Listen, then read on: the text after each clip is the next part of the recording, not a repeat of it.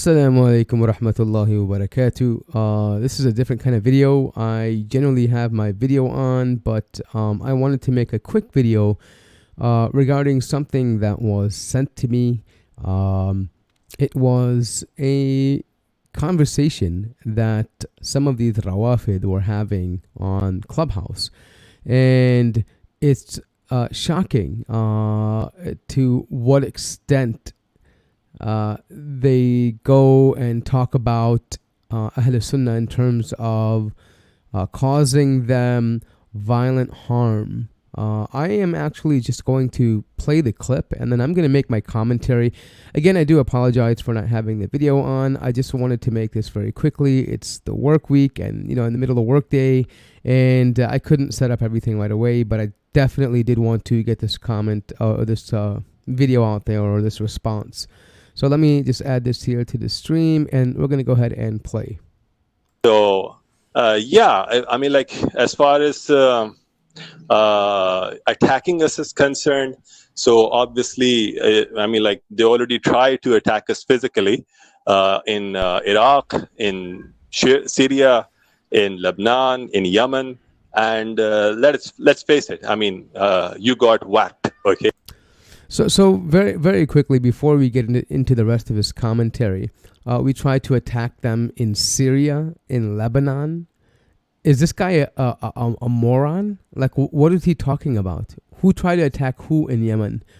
First of all, let's look at Syria. You have a fascist dictator, Bashar al-Fasad, or Bashar al-Kalb, who is murdering Ahlus Sunnah and is an oppressive tyrant. And just like his father was, Hafez al-Assad, was responsible for the massacre in Hama about 2 decades prior to this. And this was directly done at the hands of the Rawafid. Or actually, it's a bit ironic because they generally don't consider the Alawites to be Shia.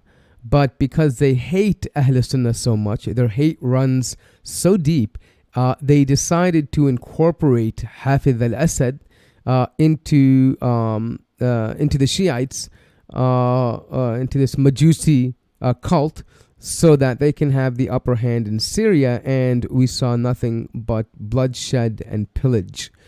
When it comes to Lebanon, your wonderful Iranian masters, your Majoosi fire monkeys, were instructing the Lebanese to go and fight Israel and to engage them in a war.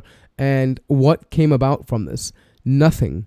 Actually, your entire South Lebanon was destroyed in a matter of a few months. And guess who rebuilt South Lebanon? It was the evil Wahhabi. The Wahhabi petrodollars came and they rebuilt the entire Shiite militia nation. And Iran didn't contribute a single dollar to this. So yes, you have economically lost that war as well over there. And Ahlus Sunnah maintains its place in Trablus and other areas where the Hezbollah cannot enter. Hezbollah cannot enter any of these areas because they are warded off by, alhamdulillah, the Ahlus Sunnah. Now, with regarding to Yemen, no, this was in fact you that have been attacking in Yemen, the Houthis, who were a subsect of the Zaydis, by the way, of which who were generally living peacefully for many, many years in Yemen. It wasn't until this radicalized movement of Houthis that were influenced by the Wilayat al-Faqih of Iran, when al-Hussein al-Houthi, Badruddin al-Hussein al-Houthi, when he went to the Hawza and studied, he came back with radical ideas. And this is what prompted the pushback in Yemen, because they were preaching radical ideas in schools and so forth and so on, and preaching that the destruction of the government and so forth and so on. So they caused chaos, and the people ended up having to suffer because Iran wanted to meddle in this area. And so with Iraq, what happened? The Iranian Shiite Majoosi cult was very embracing of the American destruction of Iraq, and the Majoosis sat on the sideline and championed this while Iraq was in destruction. And then conveniently, when America withdraws and they've become convenient allies and partners in Iraq to then take control.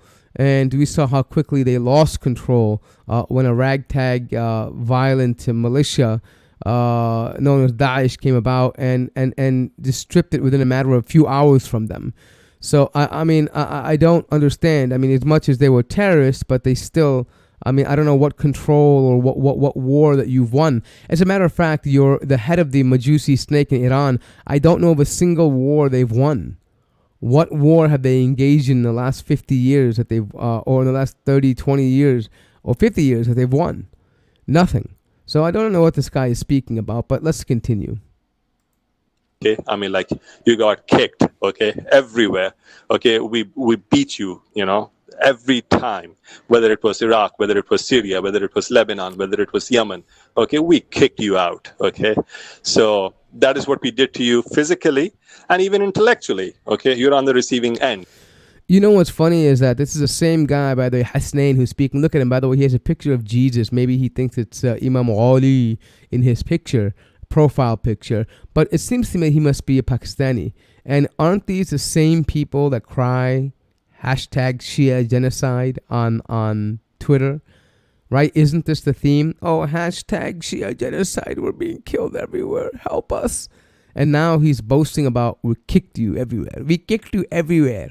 I mean, it's laughable. Like, which one is it? Are you a victim or are you the victor?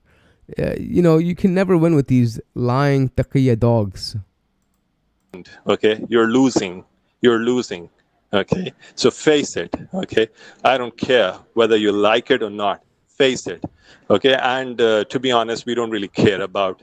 And even if there were 1,000 Shylocks, we just don't care.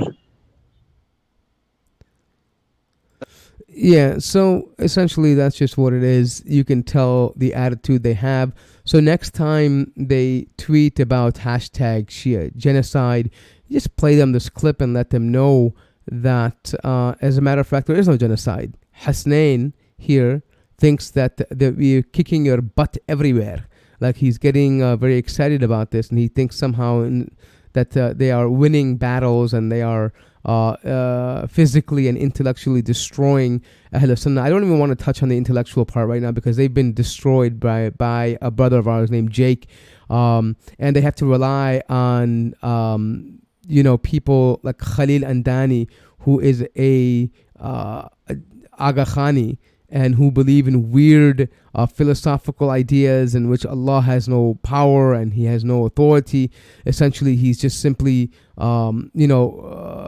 co-eternal with another eternal universe, and very shirky ideas. And these are who they have to depend on, these people, these individuals to depend on in order to have some kind of intellectual discourse with Ahlus Sunnah. And so, speaking intellectually, I don't even want to get into that right now. But I just find it to be very interesting that he's threatening physical violence, that they are defeating everyone and they've overcome all the physical challenges and so forth and so on. And if that is true, then that means there is no Shia genocide.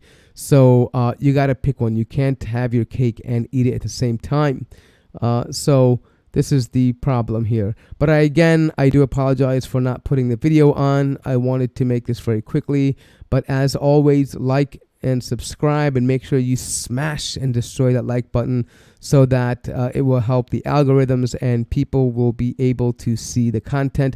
And don't forget to share this video because I think it can definitely provide some material in responding to the common political agendas of the of the Rawafid.